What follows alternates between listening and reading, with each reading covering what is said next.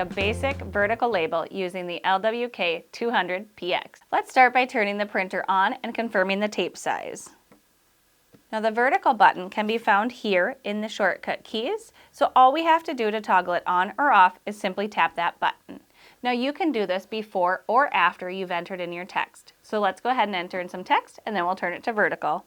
Now when you're ready, go ahead and press print. Perfect! That was exactly the vertical label I wanted to make. Now a unique feature that the K200PX offers is some vertical graphics, and they look really nice with the vertical text as well, so check those out. That's how easy it is to change the label to vertical using the LW-K200PX. If you have questions about this printer or want to chat about your labeling needs, give us a call. We would love to talk with you.